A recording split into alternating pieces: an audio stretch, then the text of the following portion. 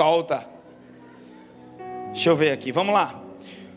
Na verdade, eu quero começar já do versículo 7, mas eu vou ler de novo a passagem para você entender. Porque tem muita gente que não veio quarta e também não assistiu a pregação de quarta, mas eu chamo vocês a não só assistirem, mas fazer parte, sabe? Se inscreve lá no canal, curte as mensagens, compartilha com alguém. No YouTube Somos a Graça. E eu tenho certeza que tem mais de 30, 50 mensagens que vão edificar a tua vida naquele lugar. Depois disso, os filhos de Moabe, os moabitas e os filhos de Amon, os amonitas, juntamente com alguns dos meunitas, tudo que tem ita, decidiram atacar o reino de Judá.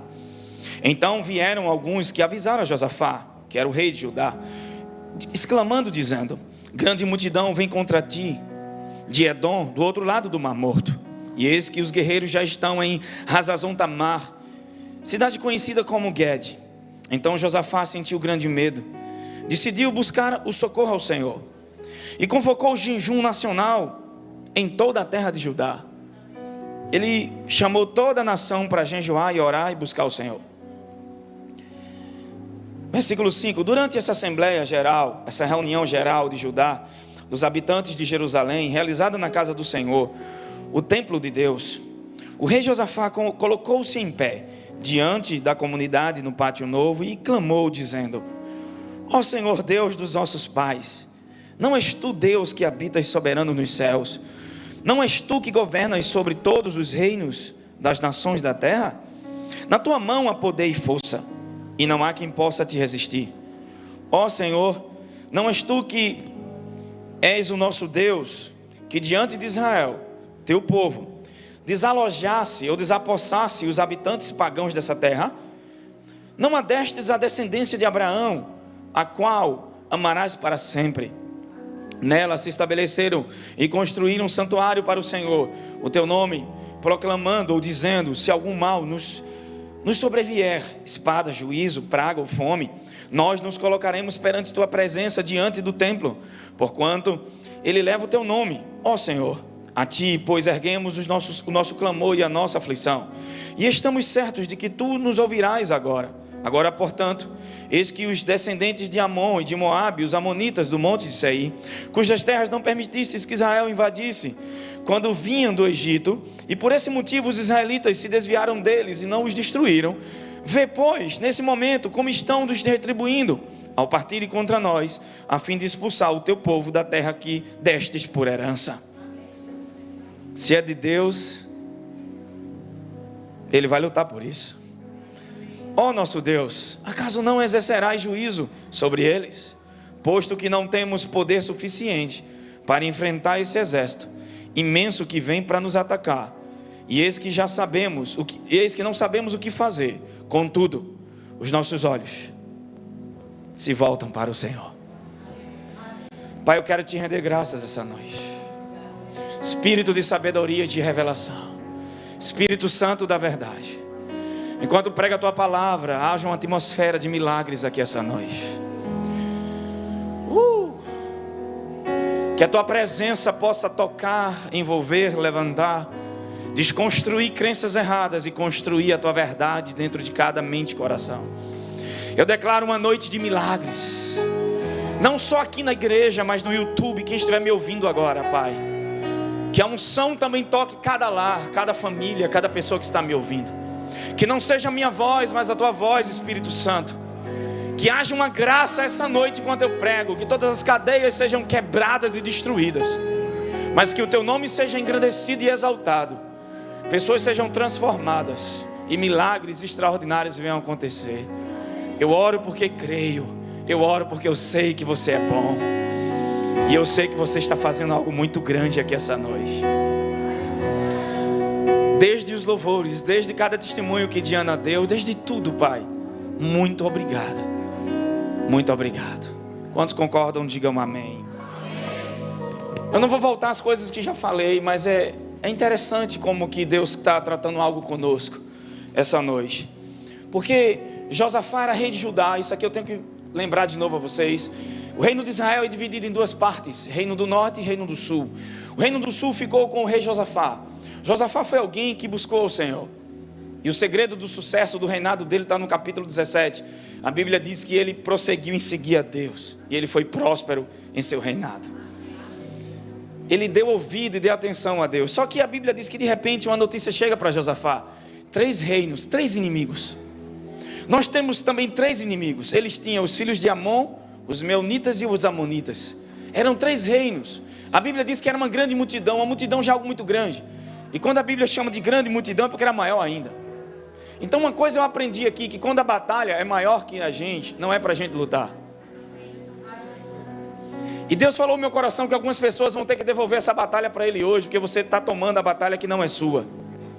Porque no versículo 15 que a gente vai ler já já, a gente vai perceber que Deus toma um profeta, quando eles buscam o Senhor, separa um tempo para orar, e buscam o Senhor, vem resposta de Deus. E a resposta de Deus foi: nessa peleja você não vai lutar. Eu queria que você pegasse o dedo de profeta, olhasse para alguém que está do seu lado e dissesse assim para essa pessoa: se é grande demais, não é para você lutar. Diga: hoje você vai aprender que a batalha pertence ao Senhor. Aleluia. Só que quando Josafá vai orar, no versículo 8 ele diz assim, ele vai buscar na casa de Deus porque havia uma promessa. Deus disse: olha, esse templo foi levantado para vocês buscarem o Senhor, e nos momentos de aflição, de luta e de pressão, vocês vão para lá. Hoje nós não precisamos ir para o templo, nós somos agora o templo de Deus.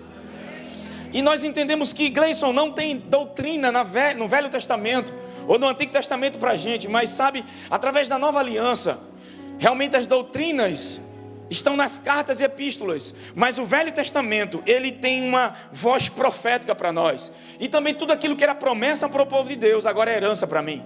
Diga assim: todas as promessas que eram promessas para Israel, na Nova Aliança, se transformou em herança para nós. E quando eu leio esse texto, eu percebo uma voz profética, porque tudo no Velho Testamento tem voz profética para a gente, amém? Não tem doutrina, mas tem revelação, tem uma voz profética.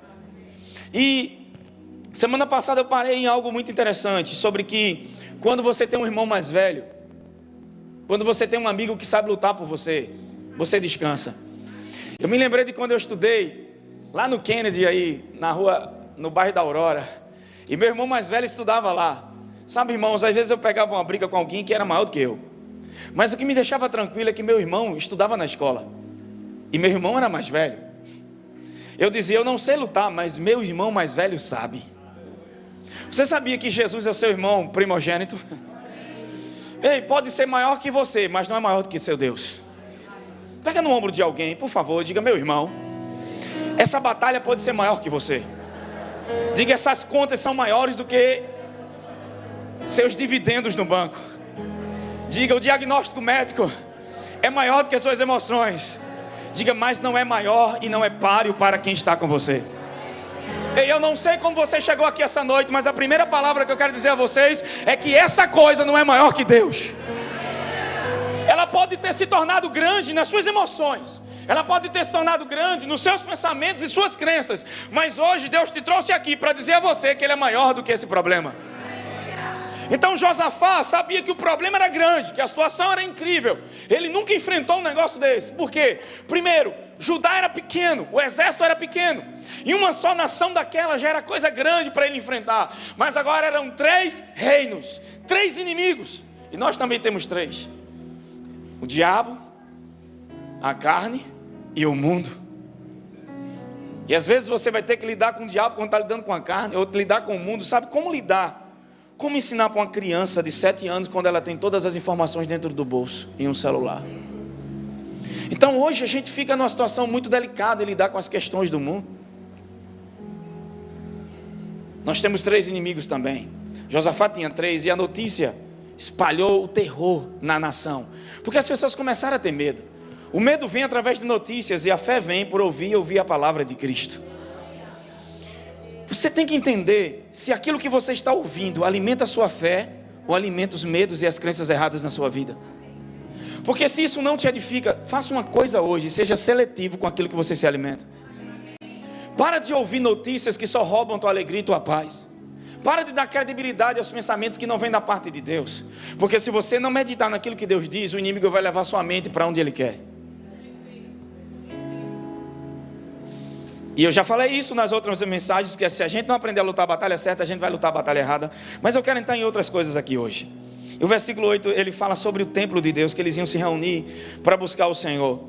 Só que, o versículo 10 ele diz: agora, portanto, eis que os descendentes de Amon e de Moabe, e os habitantes do monte Seir, cujas terras não permitisseis Israel invadir, quando vinham do Egito, e por esse motivo, os israelitas se desviaram deles e não os destruíram. O que Josafá está dizendo a Deus aqui é o seguinte: esse povo que agora está nos atacando é o povo que você não permitiu que os israelitas destruíssem quando saíram do Egito. E por que Deus não permitiu que Moisés ou Josué com o povo de Israel não destruísse esses povos, esses 3 reinos? Porque na verdade esses reinos eram descendência de Isaac. Lembra que Isaac na carne produziu um filho chamado Ismael? E lembra também que Ló era parente de Abraão? Mas só que esses caras aqui, esses povos aqui, eram descendentes de Esaú, irmão de Jacó. E é por isso que Deus não permitiu que tocassem nele, porque eram herança, descendência do sangue de Abraão. E Deus fez uma promessa para Abraão. Abraão era amigo de Deus. Irmãos, deixa eu te dizer, talvez você não tenha condição de enfrentar o problema, mas o seu amigo pode. Você tem um amigo que pode te ajudar em todas as horas. E o que é interessante é que o texto não para aí. Aleluia, diga: Deus sabe lutar. Diga de novo: Deus sabe lutar. Olha o recado: pode ser maior que Deus, que eu, mas não é maior do que o meu Deus. Você pode gritar isso bem alto hoje, diga: pode ser maior que eu, mas não é maior que meu Deus. Diga de novo para a fé saltar do seu coração, diga: pode ser maior que eu, mas não é maior que meu Deus. Tem alguém aqui que só essa palavra já acalma você hoje? O Espírito Santo disse para mim: enquanto você prega a minha palavra, coisas vão começar a acontecer no meio da igreja. Está acontecendo na internet. Tem gente que não consegue dormir por nada, nem com remédios. E ouvindo a palavra, uma unção é liberada e as pessoas estão dormindo. Quem está comigo? Versículo 11: vê, pois, que nesse momento, como estão nos retribuindo, ao partirem contra nós, a fim de expulsar o teu povo da terra que descem por herança. Vem cá, de quem era a terra? Deles, que Deus deu como? É algo que Deus deu para eles cuidarem. Então, se é de Deus, se foi Deus que deu, Deus vai proteger.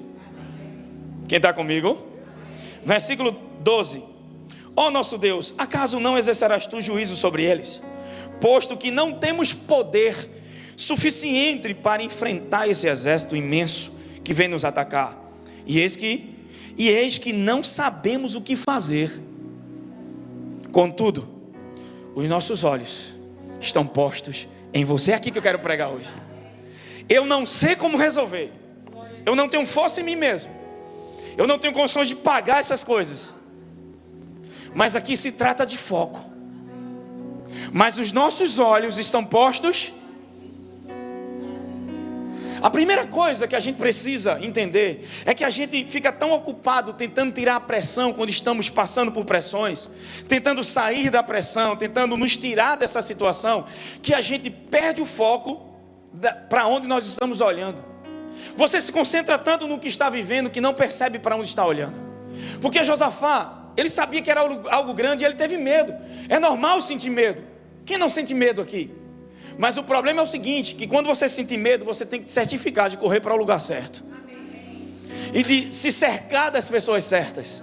A Bíblia diz que ele chamou os sacerdotes, levitas, chamou todas as pessoas para buscar o Senhor e foi para o pátio do templo orar. E o que é interessante é que quando chega essa parte aqui, ele diz: olha, nós não sabemos o que fazer. Nem sempre nós vamos saber o que fazer, mas sabemos para onde olhar. Gleice, eu não sei o que fazer, o que é que eu faço? Não faz nada, começa olhando para o lugar certo, que você vai ter as direções certas. Não é sobre o que eu tenho que fazer na batalha, é para onde eu tenho que olhar. A Bíblia não diz que a fé cresce você olhando para você mesmo. A fé cresce quando você olha para Jesus e para a palavra. Então, se você está numa situação que você não consegue crer, você não consegue ter fé em Deus, você tem que perceber para onde você está olhando agora. O que você está colocando como foco na sua vida? Porque aqui, irmãos, é sobre foco. Se mudar o foco, vai ganhar a batalha. Às vezes a gente ora tanto para Deus mudar pessoas e situações, mas tudo que Deus quer mudar é a gente no processo da coisa. Porque a gente pensa o seguinte, como Marta e Maria pensou quando enviaram uma mensagem para Jesus curar seu irmão. E aí levava 2 dias para Jesus chegar lá. Só que Jesus demorou 2, então levou 4. E parecia ser tarde demais ou ter demorado. Se realmente é para confrontar a gente, está demorando. Mas se isso não é para me confrontar e é para me ensinar algo, então o tempo usado para me ensinar me ensina que Deus não chegou tarde, mas que eu estou aprendendo coisas que eu não aprenderia se tivesse acontecido antes. Espera aí, vamos lá. Eu vou começar agora, versículo 13. Eu queria que você olhasse para alguém de forma profética. Você pode pegar um dedo de profeta aí. Tem que botar o dedo, tem que espiritualizar, porque se eu falar talvez você não acredite. Então o irmão, olhando nos seus olhos, diga assim para ele: a ajuda já está a caminho. Você pode olhar para a pessoa que está do outro lado, que veio aqui buscar uma resposta de Deus essa noite, que passou uma semana daquelas, que está enfrentando uma batalha que é maior que ela. Se é maior que você, grite: é para mim mesmo essa pregação. Diga assim para essa pessoa hoje: a ajuda já está a caminho. Vira para o irmão do outro lado e diga para ele: a ajuda já está a caminho. Porque não é sobre você, mas a quem você pertence, meu irmão. É sobre heranças de Deus na tua vida que não vão ser levadas e tomadas, porque fazem parte de promessas que só vão sumir ou sair ou perder se você desistir. Aleluia, versículo 13. E todos os homens de Judá com suas mulheres e seus filhos. Você não sabe onde eu vou parar com essa mensagem. E todas as mulheres de Judá com seus filhos, até as crianças de colo, até os bebês, irmãos, estavam ali em pé, buscando ao Senhor. Que coisa linda. Uau! Você já imaginou como seria a vida cristã se todo cristão buscasse ao Senhor quando tivesse um problema? O problema é que muitos vão para o telefone, vão contar para 20, 30 pessoas, mas nunca vão buscar a Deus. Mas a primeira coisa que a gente tem que fazer numa situação difícil é tirar um tempo para ouvir o Senhor, para buscar o Senhor. Quem está comigo? Aleluia! Buscar ao Senhor, irmãos, é a primeira parte. Só que quando a gente tem medo, a gente tende a fazer o contrário, fugir. E hoje a mensagem que eu venho trazer é para você parar de fugir daquilo que Deus quer que você enfrente. Porque o que nos faz fugir muitas vezes são crenças erradas que estão em nós. Por exemplo, quantos casais têm dificuldade de ter uma boa conversa? Porque às vezes a esposa não quer confrontar o marido por algo errado, e aí ela tem medo. Ou o marido tem medo de confrontar a esposa e ter uma boa conversa. Eu não estou falando sobre reclamações, sabe? Essa coisa chata de estar todo dia reclamando a mesma coisa, porque deixou a toalha fora do lugar. Não é sobre isso, mas sobre coisas que precisamos sentar e ter uma boa conversa. Quantas pessoas fogem de uma conversa? Mas na verdade isso não revela o problema, revela o coração. Eu aprendi que cada dificuldade é uma oportunidade para nos ensinar algo. Até as pessoas difíceis, até gente que você não gosta, está te ensinando alguma coisa. E quando Deus ama você, Ele vai fazer tudo cooperar para o propósito, não para você e para suas preferências. Porque a gente diz assim: ah, Deus me ama, então tudo está cooperando para o meu bem, para o bem daqueles que amam a Deus. Mas esquece do versículo 29, segundo o seu propósito. E se é segundo o propósito de Deus, não é segundo sua preferência, porque talvez em você incomode, mas o que Deus está fazendo agora, incomode agora, lá na frente vai te levar para o crescimento. Então, o amor confronta. Deus disse essa semana para mim: o maior nível de autoridade é o amor. E eu parei: a gente acha que amar é dar tapinhas nas costas, mas amar é corrigir. Porque um pai que ama um filho de verdade, eu me lembro quando minha filha disse: eu não vou mais estudar porque tem uma dificuldade numa prova. E eu olhei para ela e disse: é tu nada, estrela. Pai, eu não vou mais estudar. Você só tem 12 anos e já acha que sabe. Não, minha filha, papai te ama tanto, sabe que você tem tanto potencial, que essa prova não foi nada em relação ao que você carrega, que eu não vou permitir que você não estude. Então o amor confronta, não mata, não fere, não destrói, não dá câncer. Deus não faz isso. Mas por te amar, muitas vezes Deus vai te confrontar, porque Ele sabe que você pode mais. É uma Lamborghini andando com motor de Fusca. Quem criou uma Lamborghini sabe que ela pode ganhar de um Fusca. Mas às vezes o cara se vê como um Fusca e Deus vê ele como uma Lamborghini. O que é que Deus vai fazer? Acelerar algumas coisas. Deus tem que botar pressão nesse motor para você saber que você é uma Lamborghini. Olha para o teu vizinho, toca nele, diga: não tenha medo. Quando Deus remove algumas muletas, não é para você morrer, é para você descobrir verdadeiramente quem você é. Ei, Deus me disse: tem tanta gente aqui com tanto potencial, mas está apoiado em alguém, está apoiado em dinheiro, está apoiado em uma coisa, que essa coisa pode mudar para você saber que não é sobre coisas, é sobre você e o que você carrega. Porque coisas que vão embora, Deus pode reconstruir. Eu me lembro quando eu trabalhei numa metalúrgica, e meu irmão me colocou lá, e eu tinha 18 anos, eu tinha aprendido com ele, e aí ele teve que sair para uma empresa melhor, e eu fiquei com muito medo. E ele era o melhor na área dele. Mas quando ele saiu, eu me tornei o melhor na área. Mas eu me lembro quando ele disse: eu vou ter que sair. E por ele ter saído, eu cresci demais lá. Porque eu estava fazendo dele minha muleta. Eu jamais teria criatividade de fazer sozinho. Eu sempre ia para ele, ao invés de colocar o meu potencial para fora. Tem coisas que você reclama, mas é Deus que remove para que você cresça. Deixa eu chegar na mensagem, porque não tem nada a ver com o que eu quero pregar. Então tem pessoas que têm medo de confrontar qualquer coisa na sua vida. Mas Deus não nos fez para ter medo, Deus nos fez para enfrentar. Não existe nenhuma armadura de Efésios 6 para as costas, só para frente. Eu amo Davi, porque Davi ele não teve medo de Golias. Ele nem pensou, ele já foi enfrentar. Eu não estou falando aqui para você, sabe, mas algumas vezes a gente tem que parar de pensar demais, irmãos. Não é fazer coisas estúpidas, porque tem gente que, pelo amor de Deus, mete o pé pela mão, sai fazendo coisas estúpidas. Não é sobre isso, eu estou falando sem pensar. É porque quanto mais você pensa com a razão, você deixa de crer. Por isso que sua mente precisa ser renovada com a palavra de Deus. Quando o impossível se torna lógico, aí sua mente foi renovada. O que é graça de Deus? O que é ansiedade? É o cérebro humano funcionando sem a graça. E quando a palavra de Deus entra em cena renovando tua mente, Ele vai fazer funcionar de acordo com a graça de Deus. E de acordo com a graça de Deus, você dorme com 20 reais e acorda com 400. E os 20 que você tinha, você ainda deu para a salinha. Aí você vai dizer: pastor, eu preciso de 50 mil. Esse milagre, deixa eu te dizer, não importa o nível, todo milagre é grande. Porque quando você começa a celebrar a Deus em tudo que Ele te dá, coisas maiores vêm para sua mão. O problema é que ao invés de agradecer, muitos estão reclamando. E quando você reclama, você estaciona. Irmãos, você não pode enfrentar aquilo que você tolera. Se você não enfrentar aquilo que você tolera, você nunca vai vencer. Você sabe que a palavra de Gênesis capítulo 2, eu vi um judeu falar isso. Eu disse: meu Deus. Que diz que Deus, quando olhou para Adão, viu que ele estava só e disse assim: vou fazer uma disjuntora para ele, uma auxiliadora, ajudadora idônea. Gênesis capítulo 2. Viu que o homem estava só. Porque a gente tem uma ideia de que eu tenho a presença, eu tenho Deus, eu não preciso de mais nada. Adão era perfeito, tinha a presença, tinha Deus. E Deus olhou para ele e disse: não, viu que algo não estava bom. E por que algo não estava bom? Porque ele ainda não tinha mulher.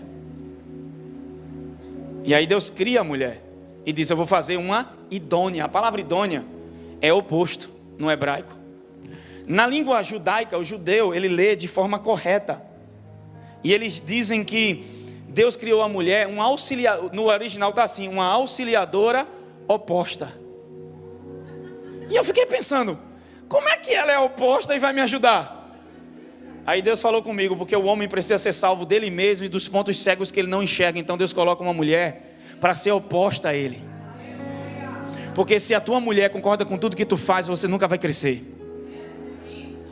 Se a mulher ficar na voz passiva a ponto de aceitar tudo, o homem nunca vai viver níveis que ele viveria. Porque a mulher nasceu com algo que Deus criou e depositou nela para ajudar e auxiliar, não concordando com tudo, mas sendo oposta. Só que não pega essa parte da mensagem agora para dizer também que tudo que as mulheres falam está certo, amém? Que elas são limitadas, são humanas, vão errar. Porque alguém pode dizer: está vendo?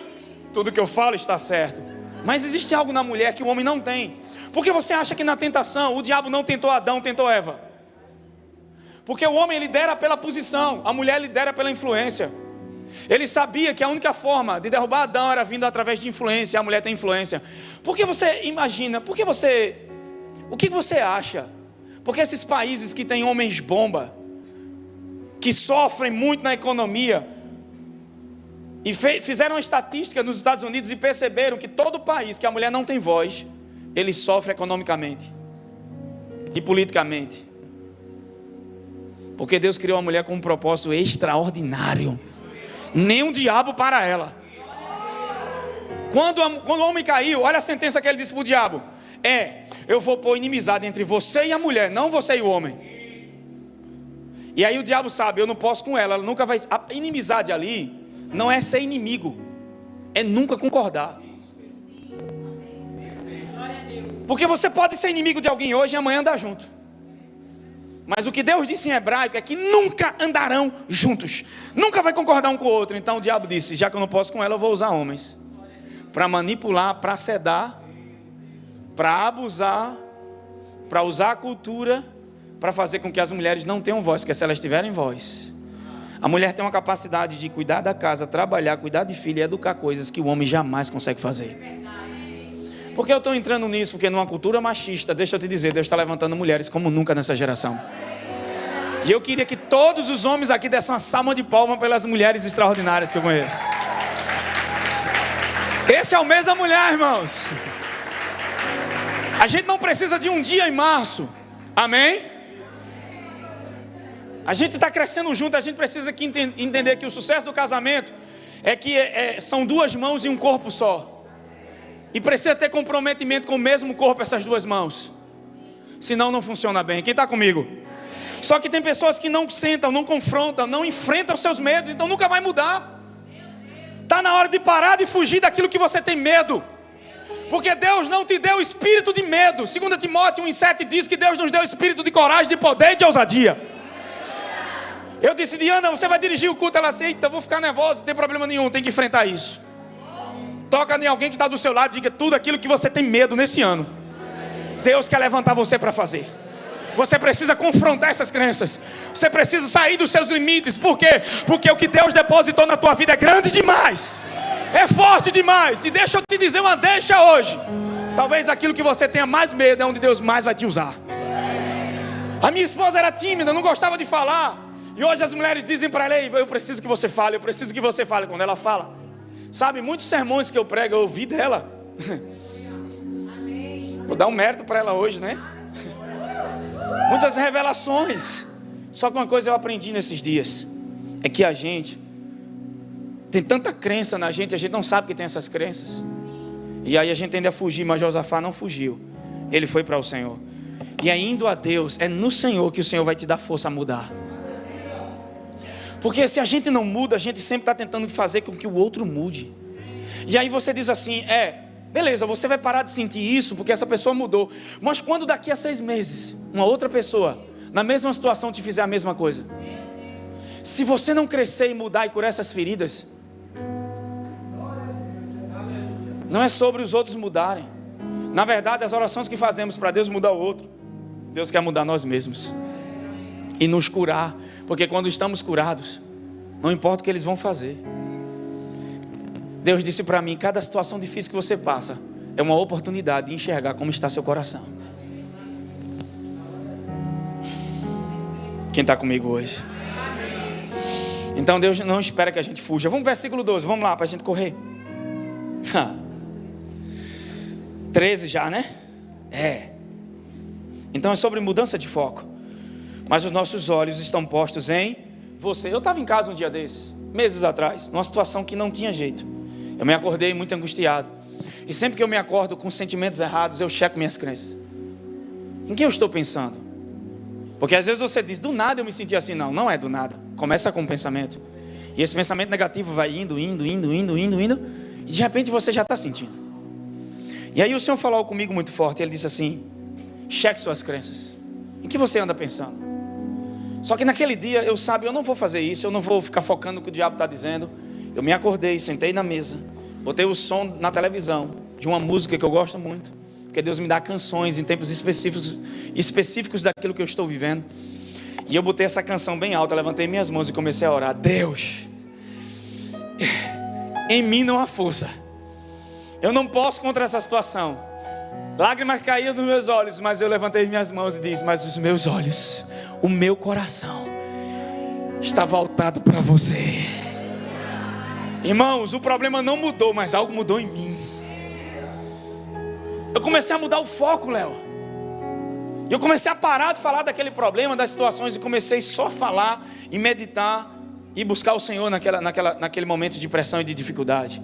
Porque quando você muda o foco, tudo muda. Quem está comigo? E aí o versículo 13 diz: todos os homens e mulheres foram buscar o Senhor. Versículo 14: então aconteceu. Porque, irmãos, Deus não deixa ninguém sem respostas. Então aconteceu que o Espírito do Senhor veio a Jaziel, filho de Zacarias, neto de Benias, bisneto de Jeiel e trisneto de Matanias, levita, descendente de Asaf. Olha aí, pastor Oséias. No meio do povo reunido na assembleia, eu perguntei: Deus, não precisa falar desses nomes. Não era muito mais fácil dizer: o Espírito do Senhor veio e tomou.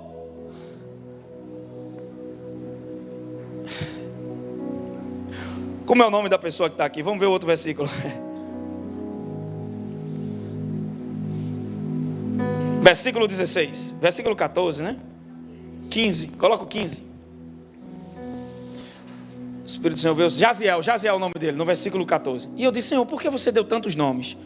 Deus disse: por que você não pulou isso?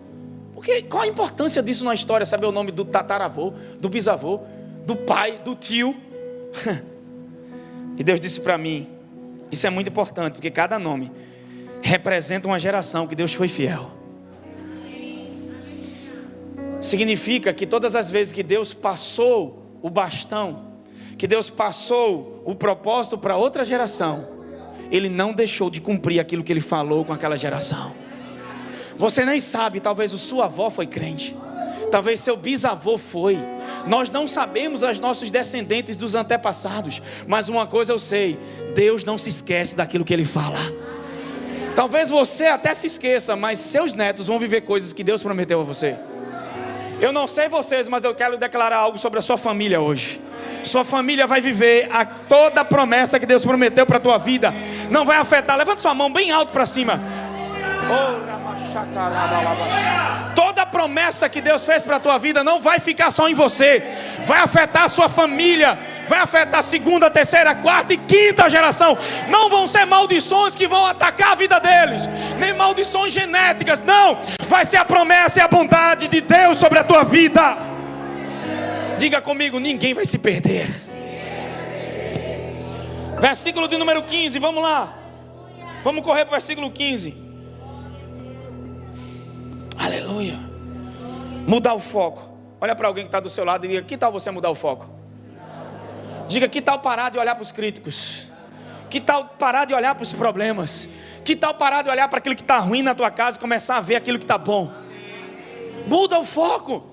A Bíblia diz o seguinte: olhando firmemente para o autor e consumador da nossa.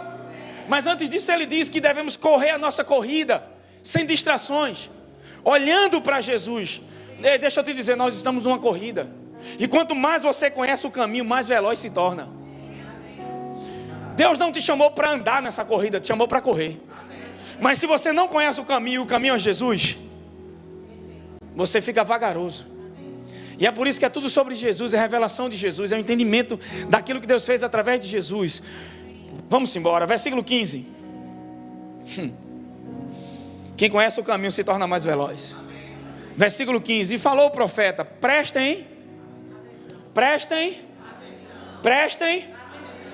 todo o Judá, e vós, habitantes de Jerusalém, e tu, ó rei Josafá. Josafá significa Jeová julga. Judá significa louvor. Assim diz o Senhor: não tenham medo, nem vos assusteis por causa dessa grande que está vindo contra vós, porquanto essa batalha não é, mas é de quem? É de quem? E por que você está tão preocupado se não é sua? Por que você está tão ansioso? Por que isso tem roubado seu sono?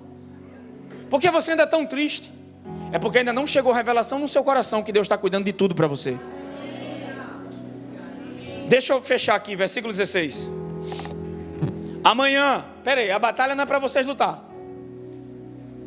mas amanhã você vai descer contra tal exército. Vocês não têm que lutar nessa batalha, mas amanhã vão enfrentá-los. É isso que eu estou ouvindo aqui. Se eu não tenho que lutar, por que eu tenho que ir? Se eu não tenho que ir lutar nessa batalha, por que eu preciso ainda enfrentá-los? É isso que eu vim meditando esses dias e Deus vem falando coisas comigo e eu quero compartilhar com vocês. Versículo 16: amanhã descereis contra tal exército, e eis que já estão subindo pela ladeira de Ziz, e os encontrareis na extremidade do vale de fronte ao deserto de Jeruel. 17. Não tereis que lutar nessa batalha. Mais uma vez ele diz. Por quê? Porque senão a gente tem uma tendência de ir para a carne, de tentar fazer do nosso jeito. E quando você faz do seu jeito, você produz Ismael e não Isaac. E tudo que você produz na carne vai dar dor de cabeça, estresse. E é por isso que Deus quer produzir em você, através da graça dele e da fidelidade dele. Você não vai lutar nessa batalha. Tome o quê? E qual é a posição que eles tinham que tomar? Fiquem parados, olhando. Espera aí, irmãos. Perceba, eu não posso lutar contra essas pessoas. São grandes demais. Olha a oração de Josafá. Mas os nossos olhos estão voltados para você. Quando você volta os seus olhos para o Senhor, Deus vai começar a te dar respostas. Deus vai começar a te dar a força necessária. Só que o que é interessante é que o profeta não disse: fiquem aqui e Deus vai fazer tudo, porque há coisas que é Deus que vai fazer. Mas tem coisas que Deus vai nos usar para fazer. Porque tudo aquilo que você ora para que Deus use você para fazer na vida dos outros, Deus quer fazer em você primeiro. E o interessante é, fiquem parados. O maior nível de fé é ficar parado. É a paciência. A gente é muito agitado, irmãos. Quando alguém fala mal de você, a primeira coisa que você quer é ir lá no celular e dar a resposta. Você quer confrontar, quer revidar, é ou não é? Só que, perceba, se você lutar essa batalha com o nível da natureza errada, você vai perder. Porque tem batalhas que não é para você lutar. Ele diz: nessa batalha você não vai. Você vai receber instrução de Deus e Deus vai agir com você nessa batalha. Quem está comigo? Tem um outro texto que é em Êxodo 14, não precisa abrir lá, quando fala que o povo de Israel ficou também diante do Mar Vermelho. Eles estavam com medo, gritando, e aí Deus toma Moisés e diz: ei, fiquem parados, vejam o livramento que o Senhor vai fazer. Ficar parado aqui é uma posição. Diga assim: a fé, o maior nível de fé está na posição de descanso. Deixa eu te dizer algo sobre o descanso. Descansar em Deus é uma confiança interna. É enquanto eu trabalho no que é externo, por dentro eu estou bem. E algumas vezes, mesmo você estando triste, você está em fé. Mesmo, frustrado, você está em fé. Porque eu aprendi algo sobre Deus. Tomar posição. Olha para alguém e diga: tome posição. Espera aí, eu não tenho que lutar contra o diabo. Eu tenho que só tomar uma posição. Se o inimigo já foi vencido, o que é que eu faço? Luto com ele? Não, eu tomo uma posição e permaneço na vitória que Jesus já me deu. Irmãos, antes de entrar em qualquer batalha, perceba algo: Deus já te colocou no lugar de vitória. Você vai entender isso agora. Você não vai lutar, porque a gente precisa de fé para ficar quieto e não revidar. É necessário fé para não revidar algumas coisas. É necessário fé para se calar diante de certas situações e não falar algumas coisas que a gente tem vontade de falar. E também nem tudo é para a gente dar a nossa opinião. É ou não é? Tem coisas que nem vale a pena, vai gastar só tua energia. Essa batalha não foi feita para você. Quem está comigo? Porque, irmãos, quantas pessoas ficaram com raiva de pessoas por causa dessa eleição desse ano? E eu vou dizer mais: são crentes, são irmãos em Cristo, mas por causa de partido político estavam se matando. E ainda teve gente que veio para mim: pastor, você não vai falar nada? Eu disse: cara, eu sei em quem eu voto. Qual é o seu problema? Quer mandar em mim? Até no que eu tenho que falar? O senhor não vai se posicionar do que já estou posicionado faz tempo. Como pastor, eu tenho que alimentar e edificar as pessoas, não brigar para o político. E eu não sou de esquerda nem de direita, eu sou do alto. E não estou aqui para brigar com ninguém, estou aqui para ajudar as pessoas a vencer o diabo, irmão. Mas irmão, porque se tal governo perder e ganhar, eu disse, espera aí, o presidente não recebeu comissão de Jesus para expulsar demônio, para curar enfermo, para mudar essa terra. Mas como filho de Deus, eu recebi, a igreja recebeu. Se nós fizéssemos nossa parte, a gente nem precisaria de um sistema de saúde melhor, não haveria doentes. Pastor Pompeu postou um pregador dos Estados Unidos que na cidade que ele morou tinha o menor índice de doentes do mundo, porque era um pregador de cura. Um homem só. E aí Deus disse para mim, a autoridade não está lá na Assembleia Legislativa, a autoridade está em Cristo. Quem é filho de Deus aqui? Pega no ombro de alguém que está do seu lado e diga, você recebeu o governo celestial, meu irmão. Tem autoridade e poder na tua vida para mudar a vida das pessoas, para mudar ambiente, para mudar lugares. Para de entrar em batalhas que não fazem parte do teu destino, machucar e ferir pessoas. Tem um monte de gente aí ferida, irmão, por causa dessa coisa. Tem pastores manipulando, se você não voltar, sai da igreja, pelo amor de Deus. Jesus nunca brigou com o sistema. Jesus curou os doentes. Jesus enfrentou o sistema verdadeiro, que é o do diabo.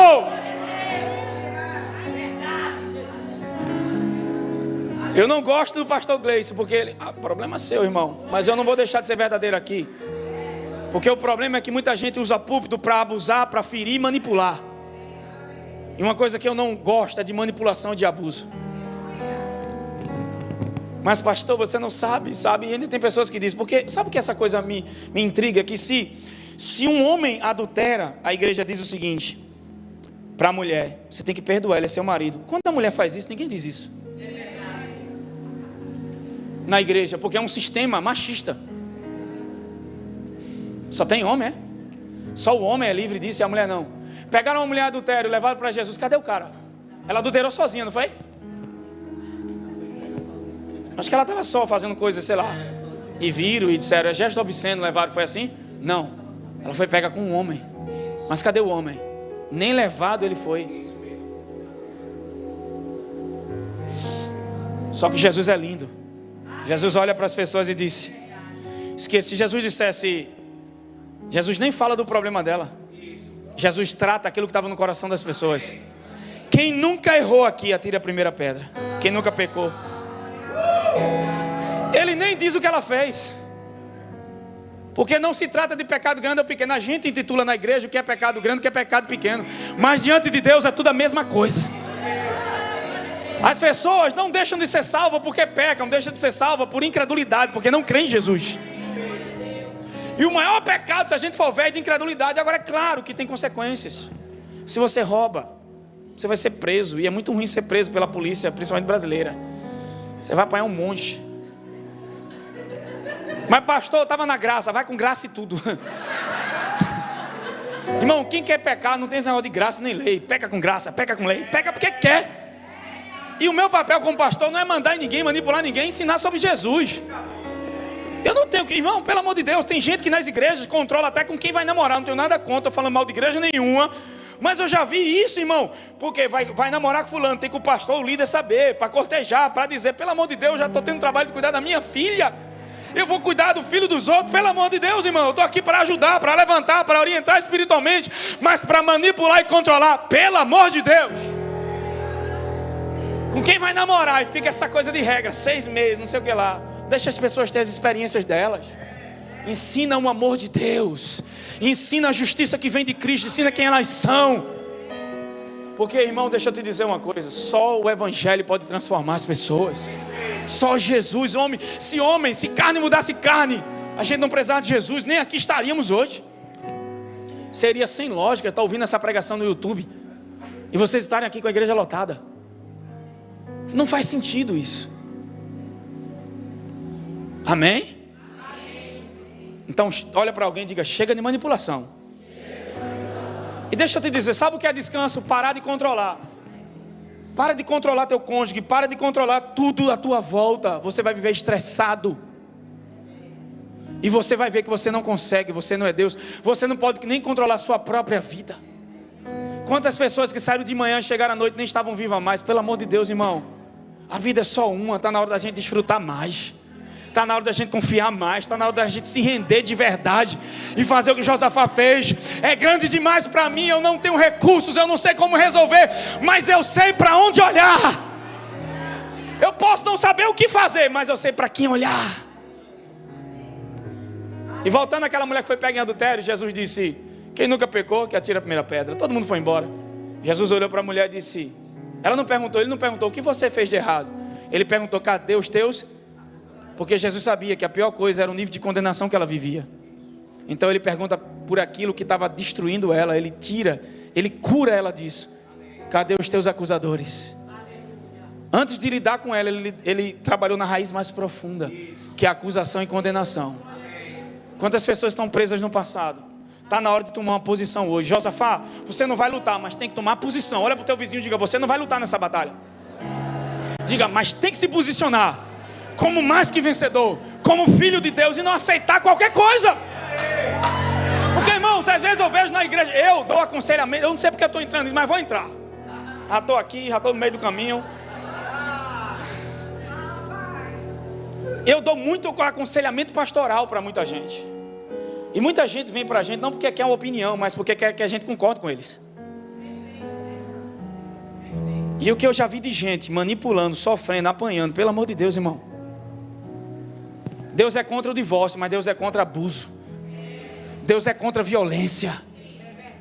E ainda tem uns que dizem, aí fica em casa, aguarda, quando ele for transformado, vê a mulher falando de tal. Então vai tu e fica no lugar dela apanhando.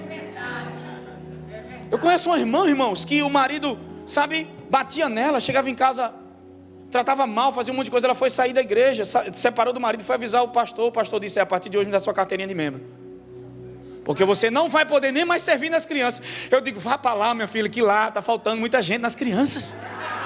Quase ninguém quer ir, principalmente em conferência.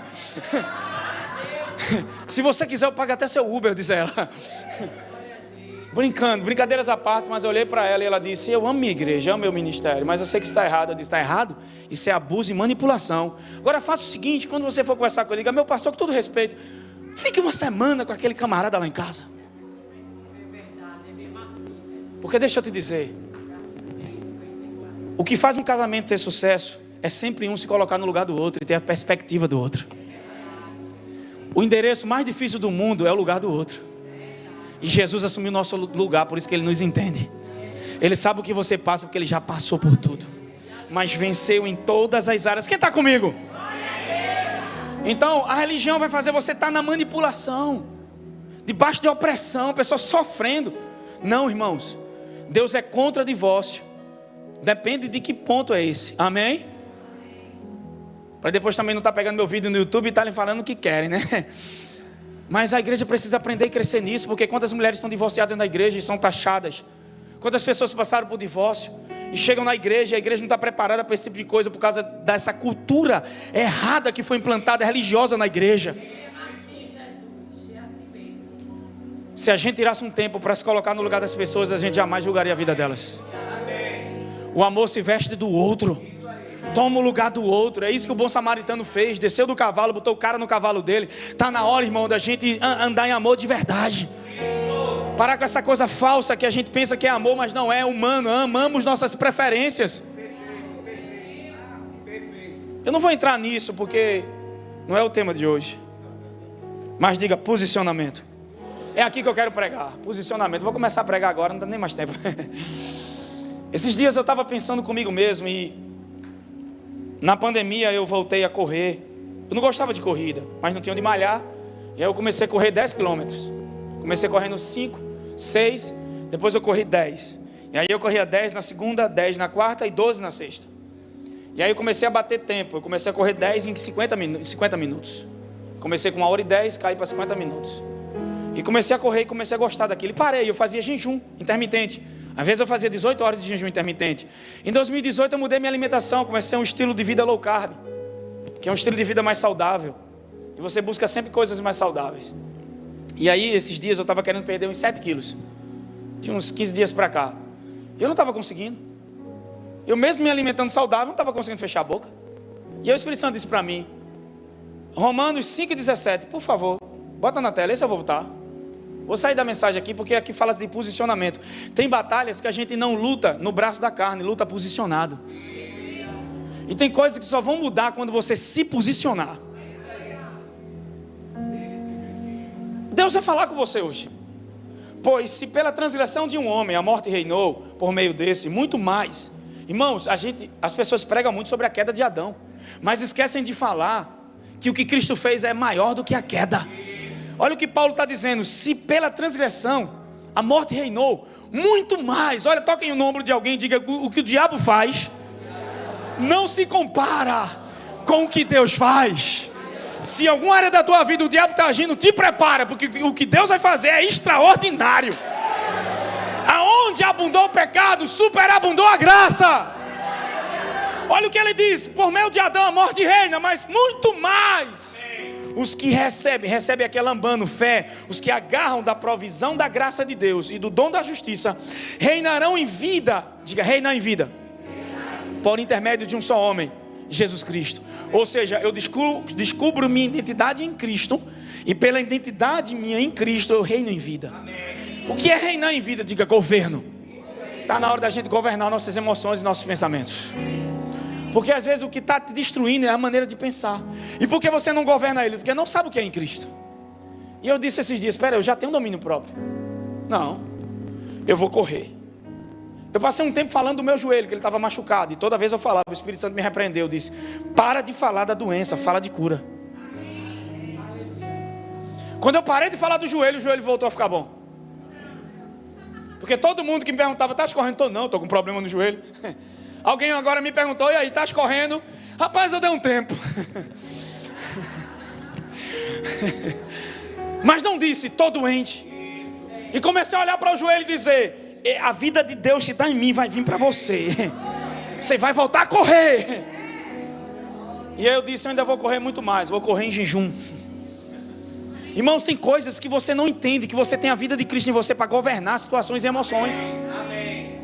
Coisas que você não gosta e você diz: não vou fazer o que eu não gosto. Irmão, você tem domínio. Quem está comigo hoje? Agora, uma coisa que a gente precisa se posicionar é com relação ao passado, porque tem muita gente que está vivendo uma vida fracassada com relação ao passado. Quem está comigo? E você não pode ficar preso ao passado. Por que eu não posso ficar preso ao passado, pastor?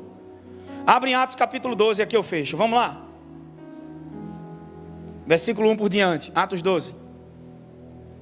Eu nem entrei, toda vez eu acho que eu não termino hoje essa mensagem de Josafá. Naquela mesma ocasião, o rei Herodes mandou prender alguns que pertenciam à igreja, com o objetivo de maltratá-los. Versículo 2. E matou a Tiago, irmão de João, por execução a fio de espada. Versículo 3. Observando que essa atitude agradava os judeus, prosseguiu ordenando também a prisão de Pedro. Ele prendeu o Tiago, percebeu que agradou os judeus, matando o Tiago, prendeu Pedro. Agora, onde estava a igreja quando Tiago foi preso? Ordenando também que Pedro fosse para a prisão durante a festa dos pães sem fermento. Versículo 4. Tendo-o prendido, mandou que fosse jogado ao cárcere e determinou que fosse vigiado por 4 escoltas com 4 soldados cada uma. Era Fernandinho Beiramar, 4 soldados, 4 escoltas, 16 soldados num cárcere para prender um cara que era só um pregador. Eu não entendo porque esse homem era tão perseguido. E você ainda diz assim: não sei porque eu passo por tanta coisa. É o que você carrega. Meu Deus do céu. O que você carrega pode mudar a vida de milhares de pessoas. Então o diabo diz: eu vou matar logo ele agora. E geralmente é nas fases de formação do seu chamado que o diabo tenta te matar. Moisés, com 3 anos, tentaram matar. Jesus, com 3 anos, tentaram matar. Tinha 12 para 3 anos. Porque são nas fases de formação. Só que aqui mandou prender Pedro. E olha o que fizeram. Com a intenção de apresentá-lo em julgamento público. Ele ia ser morto, irmão. Versículo 5. Assim Pedro estava detido no cárcere. Mas a igreja fervorosamente a Deus em favor. Versículo 6. E aconteceu que na noite anterior ao dia que Herodes pretendia submetê-lo a julgamento, Pedro estava dormindo entre os soldados. Agora, como alguém consegue dormir sabendo que ia morrer? E ainda algemado, preso entre os soldados.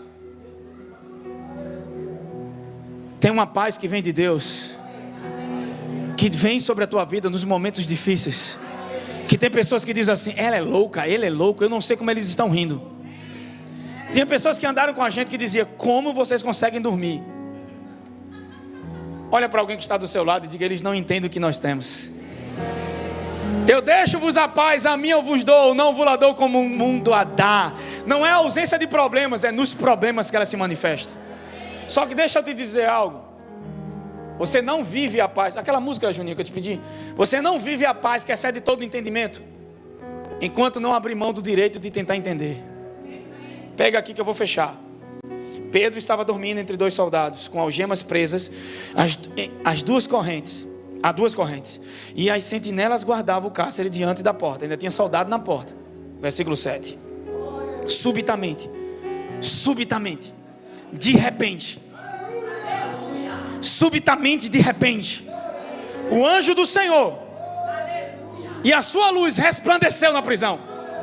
Porque a Bíblia diz que aquele que busca encontra, aquele que pede recebe, e aquele que bate. A igreja estava orando e eles estavam batendo na porta. Porque a igreja se levantou, houve uma intervenção divina, por causa de um posicionamento. Entenda, tem coisas que não vão mudar você agindo, tem coisas que vão mudar quando você tiver um posicionamento interno de confiança. Algumas vezes vai orar e algumas vezes Deus vai dizer para você o que disse a Moisés: por que está orando, seu bobão? Diga ao povo de Israel que marche, é hora de tocar no mar. Alguns momentos é para orar, outros momentos é para agir. Você vai saber, porque vai estar em comunhão e Deus vai te conduzir nisso. Quando é para falar, quando é para agir e quando é para parar. Mas tudo vem de um posicionamento. Diga, posicionamento. Peraí, vocês não vão lutar nessa batalha, mas amanhã vão descer e vão encontrar eles como? Posicionados. E o diabo sabe quando você se posiciona. A igreja se posicionou, Tiago morreu, mas agora o anjo entra no cárcere. E olha o que aconteceu. Então o anjo tocou em Pedro,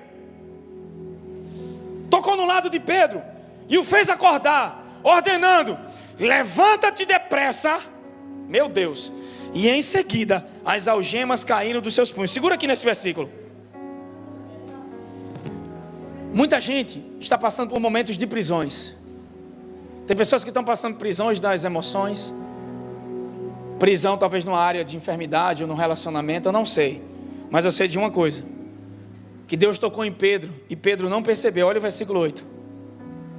E o anjo continuou orientando: veste a tua roupa, calça as sandálias. Veste a tua roupa, calça as sandálias. E Pedro assim o fez. Volta para o versículo 7. Tem algo aqui. Levanta-te depressa. Levanta-te depressa. Irmãos, para analisar comigo. Tem coisas que você só precisa seguir em fé, sem explicação. Pedro poderia ter dito ao anjo: o que é isso que está acontecendo? Me explica. Não havia tempo. Se o anjo fosse explicar a Pedro o que estava acontecendo, Pedro ia morrer, cabeça ia rolar. A cabeça de Pedro já estaria onde a de Tiago estava. Então Deus sabia da urgência e o anjo também. E aí o anjo não explica nada a Pedro, só catuca ele e dá trabalho para Pedro acordar. Alguém vai dizer que você ficou demente, mas tem uma graça de Deus operando essa noite diante das batalhas. Áreas que você brigava e perdia a paz, hoje alguém vai ver você cantando e adorando. E vai dizer: por que ela parou de reclamar? Porque você vai dizer: porque agora eu entreguei de vez na mão de Deus. Porque agora não é mais minha, eu estou devolvendo para Deus essa batalha. Ei, tem gente aqui hoje que Deus está dizendo: devolve a batalha, porque não é sua. Você entregou, mas depois fez do seu jeito. Eu estou fechando. Então o anjo tocou nele. E a única coisa que Pedro precisava, pega o dedo de profeta, olha para alguém que está do seu lado e diga: meu irmão, a única coisa que Pedro precisava entender é que ele tinha que seguir pela fé, sem explicação. Diga de novo: seguir em frente pela fé, sem explicação. Seguir em frente pela fé, sem explicação. Se você tentar explicar, vai roubar a tua fé. Você não vive a paz que excede o entendimento, tentando entender. Eu não entendo, mas eu confio. Amém? Só que o versículo 7 diz: rápido, levante-se. Mas como eu vou levantar se eu estou acorrentado? Como vou me posicionar se eu estou preso? Como vou pagar as dívidas se eu não tenho dinheiro? Como é que eu posso ser curado se eu estou doente? O correto primeiro é você soltar as correntes e depois me levanto. Mas no reino de Deus é o contrário.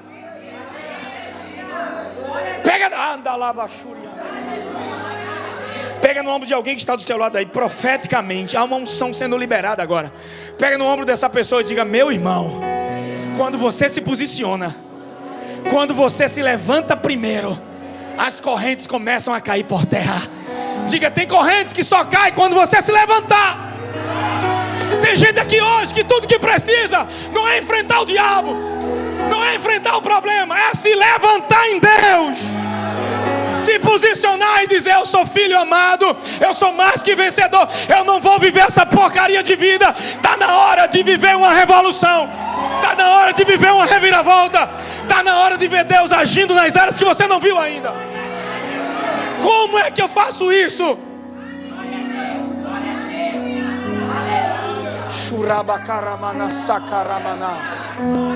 Meu amigo, eu vou dizer uma coisa para vocês, não sei vocês, mas tem gente que está entendendo o recado de Deus hoje. E tudo que você precisa não é nem enfrentar essa pessoa, é se posicionar. Olha, Faraó, você está dizendo que a gente pode ir, mas vai ficar as crianças, vai ficar o dinheiro, não vai ficar nenhuma unha mais na sua mão. Tudo que é meu vai vir para mim, tudo que me pertence eu vou viver. Sabe, está na hora de viver as promessas de Deus. Não está na hora de passar adiante sem ver a glória de Deus, sem ver a bondade de Deus. Porque não é sobre com quem eu vou enfrentar, é sobre como eu estou nessa batalha. E muitos já perderam antes mesmo de ver o inimigo, porque não se posicionaram. Mas Deus está dizendo: fica parado e veja o livramento. Livramento ali é Yeshua, olhando para Jesus. Uau! Tocou ao lado de Pedro e fez acordar, ordenando: levante-se depressa. Quando ele se levantou, as algemas caíram. Quando você se levantar nessa situação, tudo que te prende vai cair agora. Pedro se levantou e as correntes caíram. Uau! Versículo 8. Versículo 8. Vamos lá rapidinho, vamos. E não foi o contrário. Eu gostaria que fosse o contrário. As correntes caíram primeiro e depois Pedro se levantou. Não era assim? Deus, me dá outro jeito de vencer isso. Mas primeiro, Senhor, coloca em mim o desejo de te obedecer. É incrível, quando você começa a obedecer, o desejo vem enquanto você está obedecendo. Vamos embora, amém? Ele poderia ter esperado uma resposta, mas não esperou. Ele fez o que o anjo disse. E o que é interessante aqui é que se ele não tivesse atendido o que o anjo disse, olha o que o anjo diz: veste a tua roupa, calça as sandálias. E Pedro assim fez. E disse o anjo ainda: põe tua capa e segue. Ele agiu. Toque em alguém e diga: ele agiu conforme Deus disse. Diga: ele agiu conforme Deus disse. Porque, irmão, deixa eu te dizer, se Pedro tivesse esperado uma resposta e entendido a resposta, ele ia parar em outro lugar. Tem pessoas que Deus falou comigo hoje: filho, se tem pessoas que estão esperando tanta resposta, tentando entender a coisa, só que algo aconteceu na vida de Pedro. Pedro era o cara que mais questionava. Pedro era o discípulo dos porquês. Pedro era o discípulo que queria entender tudo. E isso carrega algo importante para mim e para você essa noite. Isso é um sinal que Deus pode transformar pessoas. Se Deus transformou Pedro nesse homem agora, que não precisa de explicação, mas age, ei, as pessoas podem mudar. Olha para alguém e diga: aí, as pessoas podem mudar. Diga: elas podem ter errado com você no passado, mas elas podem ter se arrependido e mudado de verdade. Então libera o teu coração, não deixa o teu coração preso a ninguém nem a nada. Você não é Deus, deixa Deus ser Deus. Quem está comigo? Versículo 8 ainda, e eu fecho. Ele não esperou que Deus levasse ele para um lugar onde Deus explicava tudo. Porque se você for para esse lugar onde você tem que entender tudo, eu sei onde você vai parar. No lugar chamado depressão e ansiedade. E Deus não quer que você pare no lugar chamado depressão e ansiedade. Esse é o único lugar que as explicações vão nos levar. Diga: fé sem explicações.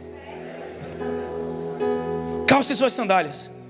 Agora sim, ele ia ter que perguntar, era ou não era? Peraí, vou calçar a sandália, por que eu tenho que fazer tudo isso? Pedro nem sabia que era um anjo. Mas Pedro não faz pergunta alguma. Por que Pedro não faz? Quem está comigo? Porque ele aprendeu muito. Pedro já olhou para Jesus e disse: eu não vou deixar você morrer. Jesus disse: ei Pedro, eu tenho que sangrar, senão você não é salvo. Teve uma vez que Jesus ainda disse: para trás de mim, Satanás. O diabo estava usando a boca de Pedro. Pedro sempre era aquele cara que perguntava tudo e agora não pergunta. O que é que isso me ensina? Porque tudo na vida a gente quer um plano. Uma pessoa me perguntou: pastor, qual é o seu plano para daqui a 20 anos do ministério? Eu disse: eu não sei, eu daqui a 1 hora. Eu não estou dizendo que você não deve ser organizado, planejar. As grandes empresas, os coaches falam que eles têm que se planejar para 50 anos. Botam metas absurdas. Por quê? Para instigar do ser humano crescimento e potencial. Beleza. Contanto que você não se condene por não ter batido os seus objetivos. Amém? Só que a questão é, eu tenho que ouvir Deus até para subir aqui. Porque toda semana eu estou aqui trazendo um sermão. E as pessoas vêm para cá atrás de respostas. Então eu não posso subir aqui vazio, sem algo de Deus para dar para vocês. Até para estar aqui precisa de fé. Até para estar aqui precisa de orientação. Precisa ouvir o Senhor. Minha esposa sabe, eu me acordo no domingo de manhã e vou até a hora do culto estudando e orando. Só que isso não é só no domingo para pregar, é todos os dias da semana.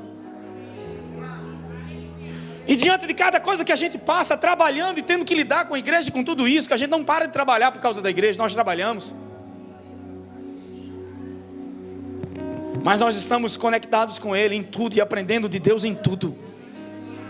Quem está comigo? E o que eu entendi hoje é que não tem nada a ver com respostas, mas tem a ver com atitude e seguir. Porque muitas vezes você nem percebe que é Deus. Apenas vá. Toque no vizinho, diga: apenas vá. Diga: você não precisa saber o destino para onde Deus está te levando. Você só precisa saber com quem você está indo. Abraão, vai para uma terra onde é, não importa. Você só precisa saber quem está te levando. Diga para o seu vizinho: eu sei quem está comigo, está tudo bem. Toca nele, diga: eu sei quem está comigo, eu sei como acaba essa coisa, eu sei quem está do meu lado, meu irmão. Só que a oração, bater e se abre, e abre-se-vos-á, é ou não é? Só que eles orando ainda, Pedro bate na porta. E eles não perceberam as batidas, estavam batendo nas portas dos céus, enquanto Pedro batia na porta da casa. E aí Deus falou algo comigo: para por um momento e entre em cada batida e tire um momento para perceber o que Deus já fez. Eles nem sabiam que a resposta já tinha sido dada, porque ainda estavam batendo, ao invés de parar e começar a apreciar as respostas que Deus já tinha dado. Você pode ficar de pé no seu lugar nessa noite. Aleluia. Queria chamar o Ministério de Música. Toda semana eu tenho que trazer um sermão para vocês. Mas entre um e outro sermão eu preciso entender aquilo que Deus está dando como respostas. Orando por algo que Deus já tinha respondido, porque não perceberam o que Deus estava fazendo. Eu queria orar por vocês agora. Queria que vocês colocassem a mão no coração de vocês. Suba, meu guitarra. Há uma presença de Deus muito forte aqui para milagres. E eu percebo ela. E eu vim aqui para o meio de vocês. E o Espírito do Senhor falou algo comigo. Tem muita gente aqui que está orando e ainda não percebeu que o milagre já foi dado. Tuas respostas já chegaram, mas você está tão ligado naquilo que está pedindo que não percebeu que Deus já respondeu você. Deus já te levou para o lugar certo, para a hora certa. Deus já colocou as pessoas certas e você não percebeu. Pedro batia na porta e os discípulos estavam orando ainda. Eles nem acreditavam que era Pedro, porque eles achavam que Pedro ainda estava na prisão. Mas Deus já tinha dado resposta imediata. O Senhor te disse essa noite: está na hora de apreciar as respostas. Você está tão focado em solucionar o problema que não está vendo as respostas que Deus está dando. E anote tudo que Deus está fazendo e celebre, irmão. Qual a estratégia de guerra, Gleison, essa noite? Porque tem coisas que é sobre adoração, sobre foco, posicionamento. Josafá, você não vai lutar. Então Josafá disse: olha, tira os armados da frente. Vamos colocar adoração. Quem aqui já recebeu alguma música da parte de Deus quando está enfrentando problemas? Hoje minha esposa me deu um outro louvor, mesmo louvor, mas cantado por outra pessoa. E eu comecei a chorar ouvindo Deus através daquela música. E o Senhor me disse algo aqui para orar por vocês. Deus está te dando já as estratégias certas. Deus já te colocou no lugar de vitória. O que você precisa agora é tomar sua posição de mais que vencedor. E começar, irmãos, a usufruir da presença de Deus. Porque tem coisas que não se vencem com esforço próprio, tem coisas que se vencem na adoração. Alguma coisa está ocupando o lugar de Deus no coração dessa pessoa. E aí ela tenta preencher com algo que não é adoração, mas é Cristo que vai preencher esse lugar. Tira os armados, e o que é que a gente faz agora? Vamos adorar. O nome Judá já significa louvor. Eu não sei vocês, mas é um convite da parte de Deus para a gente começar a adorar. Nesse tempo de pressão, nesse tempo de luta, de dúvida, daquilo que você não sabe ainda, fique em comunhão com Ele. Deixa a presença do Espírito Santo te transformar. E deixa uma canção subir do teu coração. Deus me deu uma canção no ano passado, dos momentos mais difíceis que eu estava vivendo. E a canção é em inglês, ela é Nobody, ninguém. Tem uma parte da canção que diz: se tu colocasses em meu coração uma canção que diz que eu vou cantar para o mundo inteiro ouvir, que na minha vida vão ver somente Jesus, nada além de Jesus. Minha filha disse: paiinho, todo story teu tu bota essa música, que música chata. Eu disse para ela: você não sabe o que eu passei, o que eu vivi para estar colocando essa música aqui nos meus stories. Tem a ver com identidade, tem a ver com uma resposta, tem a ver com aquilo que Deus me deu. Então Josafá disse: para tudo. Não é lutando que a gente vai vencer, então é adorando. Vocês não têm noção de os ares de Jardim Paulista como ficam quando essa igreja começa a adorar. Você não tem noção como tua casa fica quando você começa a adorar. A atmosfera do ambiente em volta quando você está adorando. Meu Deus do céu. Fecha seus olhos. E a gente vai cantar uma canção agora nessa oração. Na sua casa, você que está me ouvindo, deixa essa canção fluir no teu coração. Tem brigas internas que serão resolvidas hoje. A adoração tem o poder de transformar aquilo que os remédios não podem fazer. Virá uma graça sobre a tua casa e sobre a tua vida, que você vai olhar para você mesmo e não vai acreditar que é você que está vivendo isso agora. E o que é que nós vamos cantar? A bondade de Deus. E o que é que nós vamos celebrar? A bondade de Deus.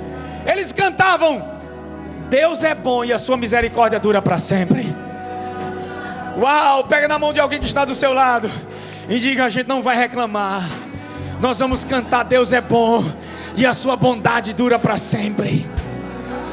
Ainda que não haja caminho, Deus é o caminho. Ainda que não haja resposta, Deus é a resposta. Deus é a resposta para tudo aquilo que você está passando hoje. Gleice, eu não tenho resposta, mas eu tenho uma canção que Deus me deu.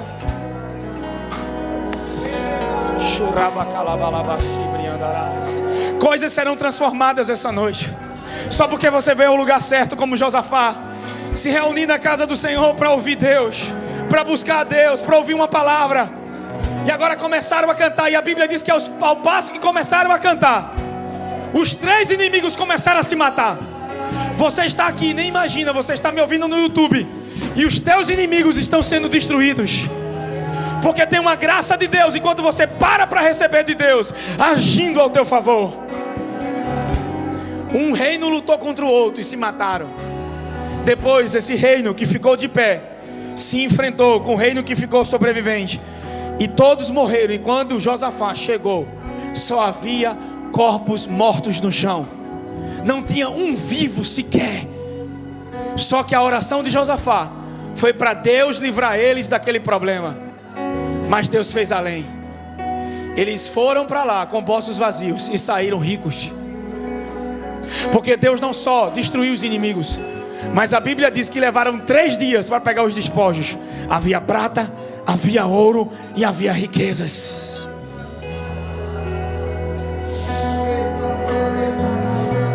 Eu não encerrei essa mensagem ainda.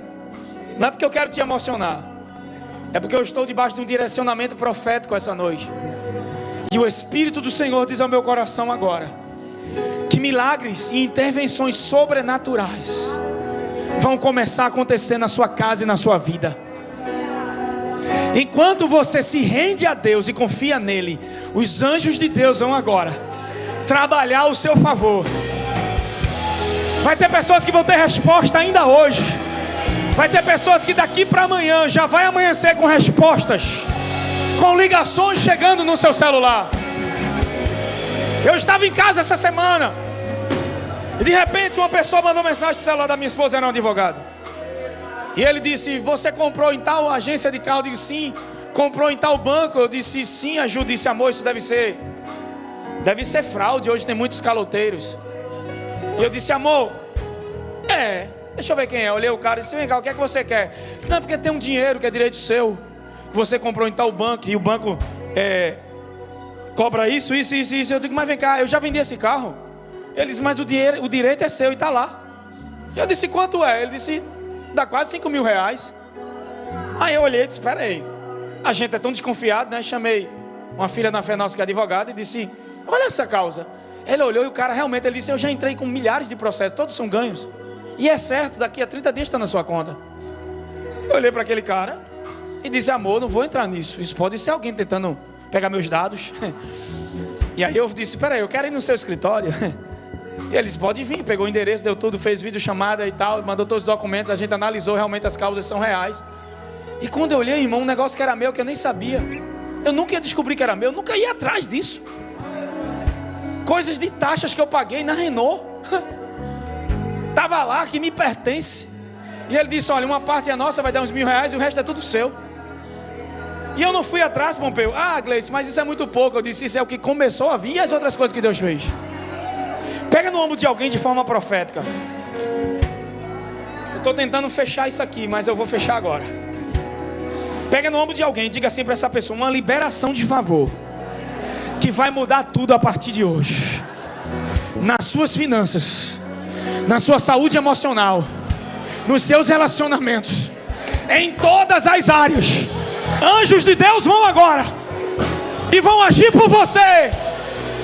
Quem acredita aqui essa noite? Quem crê que até aquilo que você nem sabia que perdeu vai voltar para as suas mãos?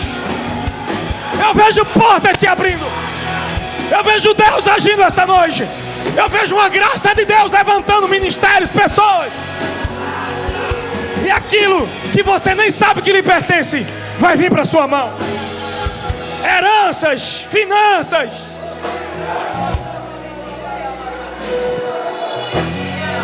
Solta a canção, solta a canção.